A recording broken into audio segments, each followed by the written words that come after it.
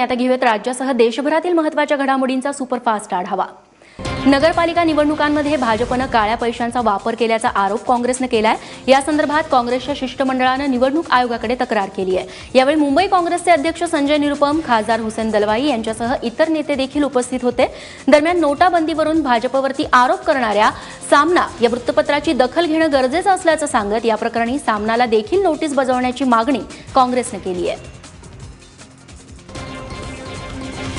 नगर परिषद निवडणुकांच्या पहिल्या टप्प्यात घवघवीत यश मिळवल्यानंतर भाजपने महापालिकेच्या प्रचारासाठी जोरदार कंबर कसली आहे। राज्यस्तरीय प्रचारासाठी पक्ष पातळीवरती महाराष्ट्र सुराज्य पर्व या कार्यक्रमाचं आयोजन करण्यात आलंय। मुख्यमंत्री देवेंद्र फडणवीस यांच्या हस्ते सुराज्य पर्व प्रचार रथाचं उद्घाटन करण्यात आलं। 3 डिसेंबर ते 30 जानेवारीपर्यंत हा रथ सरकारच्या निर्णयाचा प्रचार करण्यासाठी ठिकठिकाणी फिरणार आहे।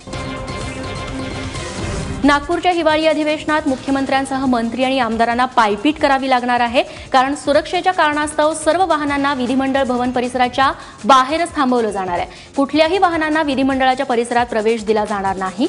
त्यामुळे विधिमंडळाच्या गेटपासून पायपीट करत मंत्री महोदयांना विधिमंडळात यावं लागणार आहे। भूमाता ब्रिगेडच्या तृप्ती देसाईंनी आज हाजी अली दर्ग्यात दर्शन घेतलं। नूर जहां यांच्या याचिकेमुळे आणि आमच्या आंदोलनामुळे हे यश प्राप्त झाल्याचं देसाईंनी यावेळी सांगितलं। मजारपर्यंत महिलांना देखील प्रवेश द्यावा असा उच्च न्यायालयानं निर्णय दिला। त्यानंतर आता महिलांना देखील हाजी अली दर्ग्यात प्रवेश मिळालाय। औरंगाबादच्या सिद्धार्थ उद्यानातील समृद्धी वाघिणीनं गेल्या महिन्यात 3 छाव्यांना जन्म दिलेला आहे। यापैकी एक छावा हा पांढऱ्या रंगाचा आहे। जवळपास 20 दिवसांच्या देखभालीनंतर समृद्धी आणि छाव्यांच्या पिंजऱ्याचा दरवाजा आता उघडण्यात आला। 3 बछड्यांमुळे आता सिद्धार्थ उद्यानातील वाघांची संख्या 9 वर जाऊन पोहोचली आहे, अशी माहिती उद्यानाचे संचालक विजय पाटील यांनी दिली आहे।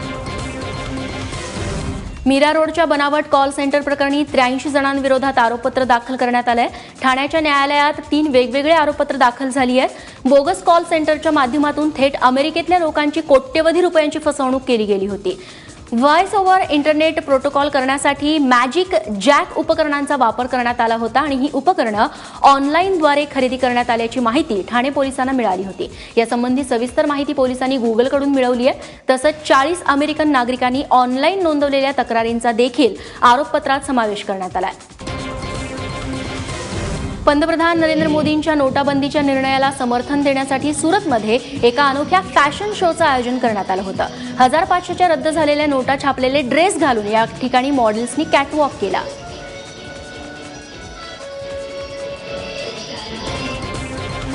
कोल्हापुरात कामगारांना घेऊन जाणारी महिंद्रा मॅक्स खाणीत कोसळून 7 कामगारांचा मृत्यू झालाय। या अपघातात मृत्यू पावलेले सगळे कामगार हे MIDC मधल्या वेगवेगळ्या कंपन्यांमध्ये काम करत होते। MIDC आणि कामगारांच्या गावांमधलं अंतर बरंच असल्यामुळे अनेकांना छोटेखानी टेम्पोतून प्रवास करावा लागतो। काल रात्री 18 कामगारांना घेऊन महिंद्रा मॅक्स हा टेम्पो गावाच्या दिशेने निघालेला होता। रात्री 12 वाजण्याच्या सुमारास बस्तवडे गावाजवळ चालकाचा ताबा सुटला आणि गाडी खाणीत कोसळली। मुंबई अहमदाबाद महामार्गावरती तलासरी वडवलीजवळ कार आणि बाईकमध्ये भीषण अपघात झाला। या अपघातात दोघांचा जागीच मृत्यू झालाय। चिंतामण धोडगे आणि रामीबाई डोंगरकर अशी मृत पावलेल्या व्यक्तींची नावं आहेत। अपघातानंतर कार चालक फरार झाला असून ही कार भिवंडी निजामपूर नगरपालिकेच्या नगरसेविकेची असल्याचं समजतंय।